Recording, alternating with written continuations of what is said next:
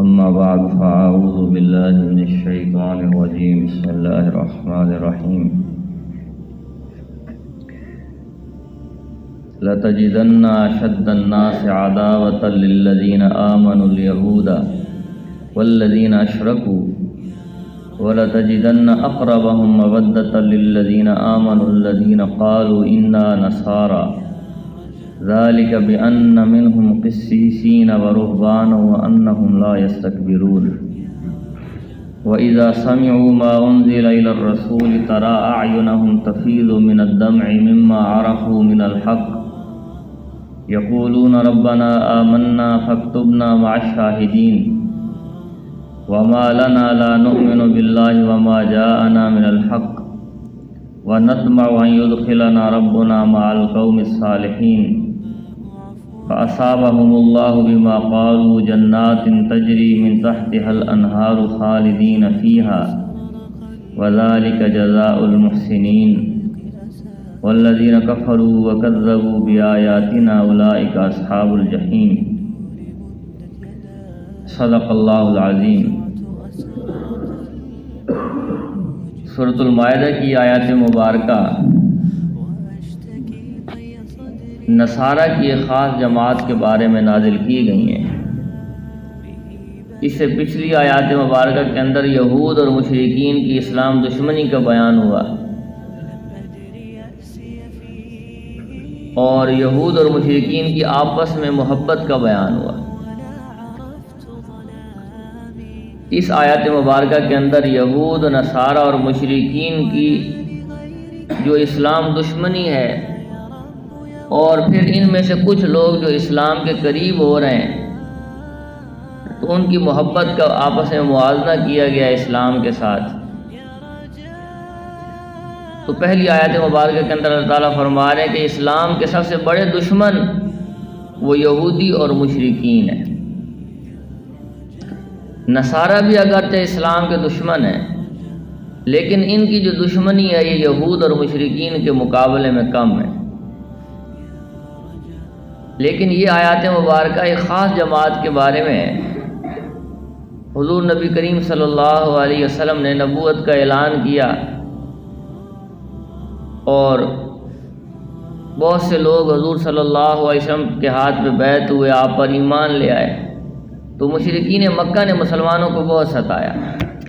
تو ہجرت مدینہ سے پہلے اللہ کے نبی نے مسلمانوں کو حبشہ کی طرف ہجرت کرنے کا حکم کیا. حبشہ کا جو بادشاہ تھا بہت نیک دل، خدا ترس اور عادل حکمران تھا. آپ علیہ السلام نے مسلمانوں کو کہا کہ میں نے حبشہ کے بادشاہ کے بارے میں سنا ہے کہ وہ نہ خود ظلم کرتا ہے نہ کسی اور کو کسی دوسرے پر ظلم کرنے دیتا ہے. تو اس لیے تم لوگ حبشہ کی طرف ہجرت کر جاؤ تاکہ ان مشرکین مکہ کے مظالم سے جان چھوٹ جائے. تو سب سے پہلے 11 آدمیوں کی ایک جماعت حبشہ کی طرف روانہ ہوئی جن میں حضرت عثمان رضی اللہ تعالیٰ عنہ بھی شامل ہیں اور حضرت عثمان رضی اللہ تعالیٰ عنہ کے ساتھ ان کی زوجہ محترمہ حضور نبی کریم صلی اللہ علیہ وسلم کی صاحبزادی حضرت رقیہ رضی اللہ تعالیٰ عنہ بھی اس قافلے کے اندر شامل ہیں.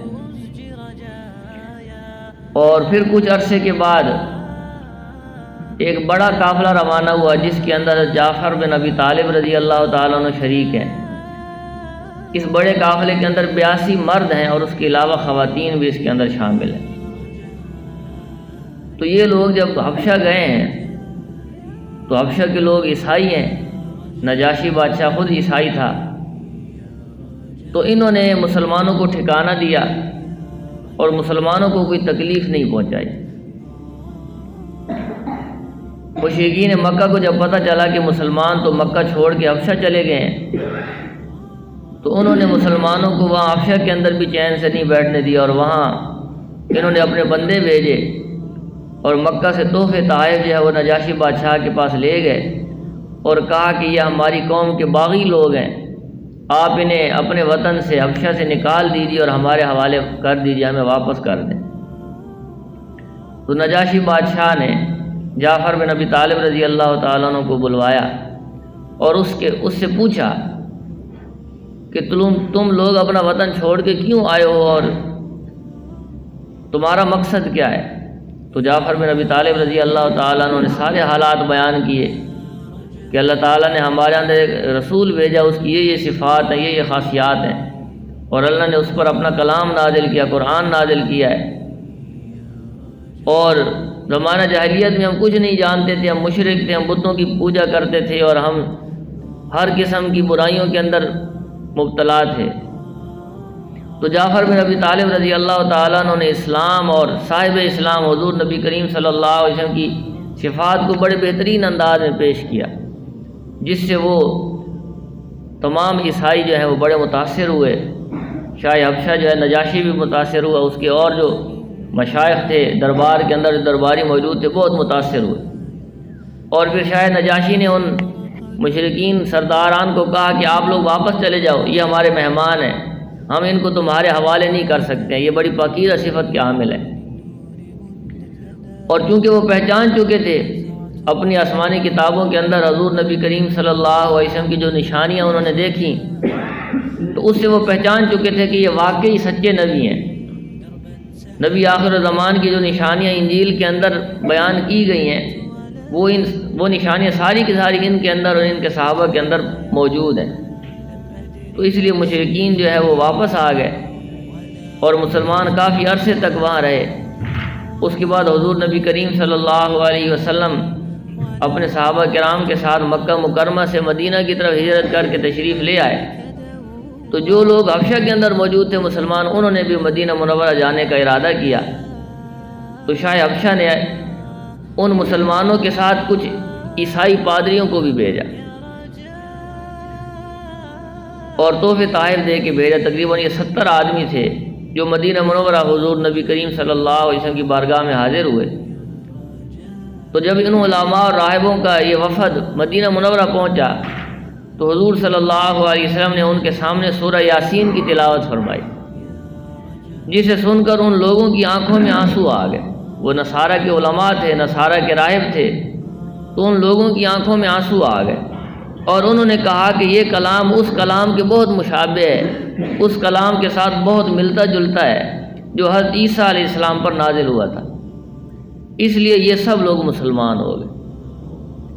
اور جب یہ لوگ واپس آئے تو حبشہ کے جو بادشاہ نجاشی تھا اس کے سامنے یہ سارے واقعات رکھے، تو وہ نجاشی بادشاہ بھی مسلمان ہو گیا، اور اس کے ساتھ اور بہت سارے لوگ حبشہ کے رہنے والے مسلمان ہوئے۔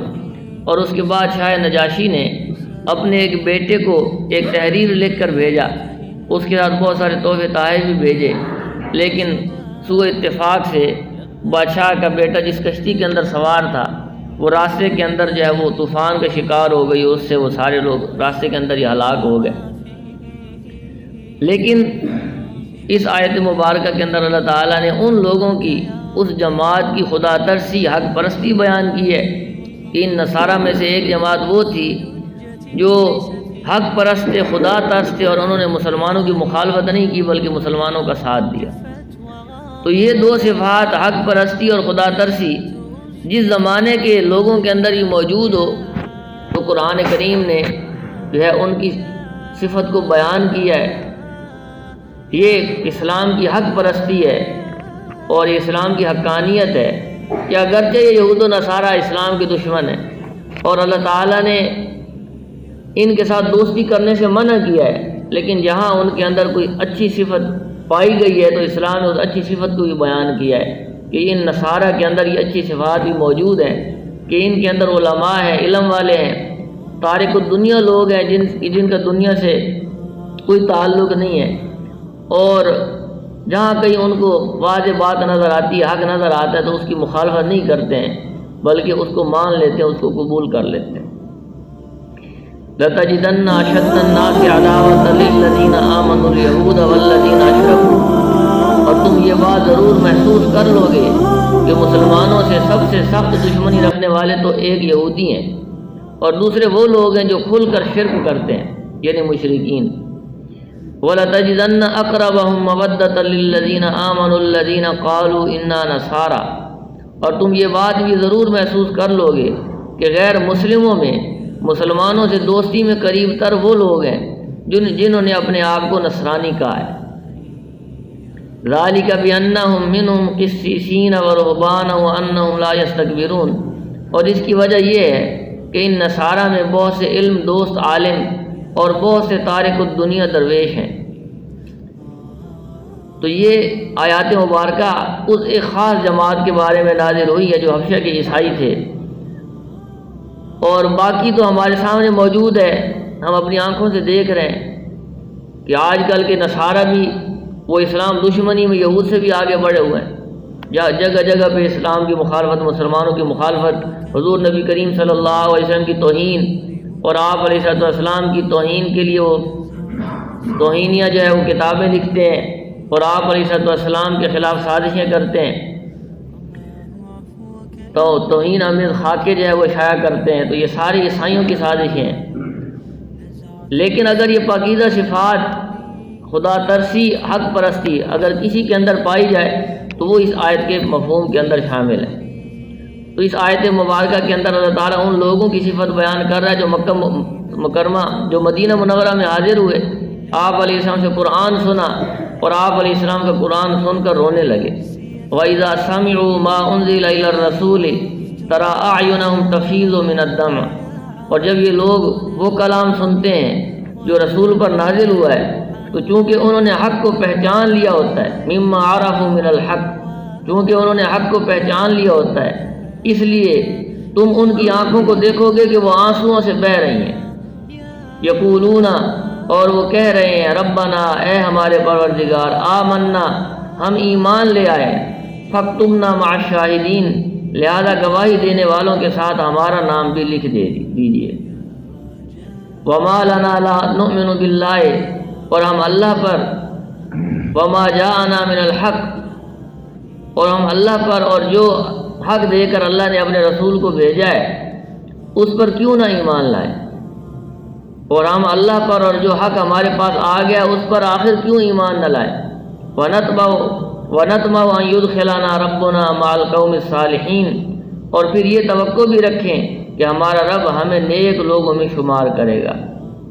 فَأَصَابَهُمُ اللَّهُ بِمَا قَالُوا، چنانچہ ان کے اس قول کی وجہ سے اللہ ان کو وہ باغات دے گا، جنات تجری من تحت الانہار خالدین فیہا، اللہ تعالیٰ وہ باغات دے گا جن کے نیچے نہریں بہتی ہوں گی۔ وذالک جزاء المحسنین، اور یہی نیکی کرنے والوں کا بدلہ ہے، نیکی کرنے والوں کا صلہ ہے۔ والذین کفروا وکذبوا بآیاتنا، اور جن لوگوں نے کفر اپنایا، کفر اختیار کیا، اللہ کی آیتوں کا انکار کیا، اللہ کی آیات کو جھٹلا دیا، تو اللہ تعالیٰ فرما رہے ہیں کہ اولئک اصحاب الجحیم، تو یہ لوگ دوزخ والے ہیں، ہمیشہ دوزخ کی آگ میں جلیں گے۔ اللہ جل شانہ مجھے آپ کو ان آیات کی سمجھ نصیب فرمائے۔